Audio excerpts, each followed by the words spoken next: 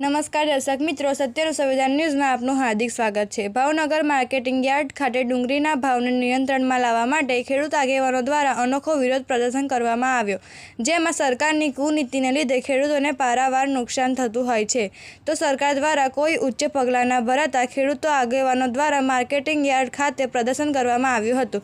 Reporter Anwar Laxmidhar. આજે marketing યાર્ડમાં જે કાર્યક્રમ આપવામાં આવ્યો છે એનું કારણ શું છે?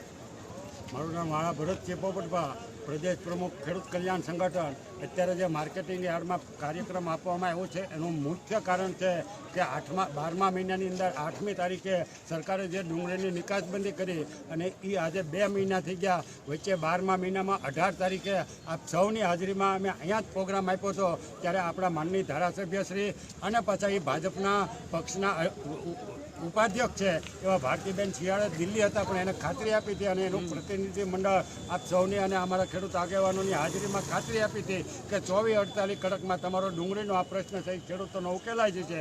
આજે એને 2 મહિના થવા આવ્યા પણ એક રતિભાર આમાં ક્યાંય ફેર પડતો નથી, એટલે આ ધારાસભ્ય કે સંસદસભ્ય બોલે છે એ ખોટું બોલો છે। આ તો અમે હું તમને માધ્યમથી અને જવાબદારીપૂર્વક કહું છું કે આ તો અમે આંદોલનો કરીએ છીએ, એટલે ધારાસભ્યો ક્યારેક માર્કેટિંગ યાર્ડના નેતાઓ રજૂઆત કરવા જશે, બાકી કોઈ લીલું કરીને કે ક્યાંય પરિણામ લઈને આવતા નથી। આનું પરિણામ લાવવું હોય તો બહુ જરાય વાર નથી, હાવ ઇઝી છે। કેટલી વખત ડુંગળીની નિકાસબંધી અમે સરકાર પાસેથી પાછી ખેંચાવેલી છે।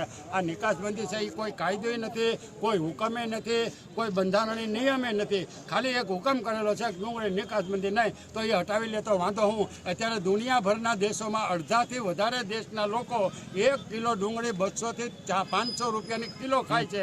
બાજુમાં જ આપણે પાકિસ્તાનને લંકામાં બાંગ્લાદેશમાં 250-300 રૂપિયાની કિલો છે, અને 8મી તારીખમાં પાકિસ્તાનના ખેડૂતોની ડુંગળી છે એ 1200 થી 1300 રૂપિયાની મણ વેચાય છે, અને અમારા ભાવનગરના ગુજરાતના મોવાના ખેડૂતોની ડુંગળી અત્યારે 100 થી 150 રૂપિયામાં વેચાય છે, અને તમે સાક્ષી છો। એટલે એ આ સરકારની ભૂલના કારણે અમને ડુંગળીએ નથી રોવડાવ્યા, અમને આ સરકારે રોવડાવ્યા છે।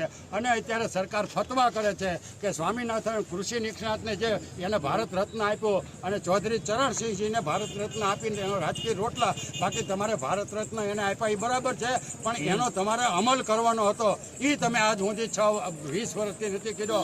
એટલે એ ભારત રત્ન બરાબર, ભારત રત્ન આપવું હોય તો તમે તમારા મહારાજા કૃષ્ણકુમારસિંહજીને આપો, એક જ ઝાટકે એને 1800 ફાદર આપી દીધી।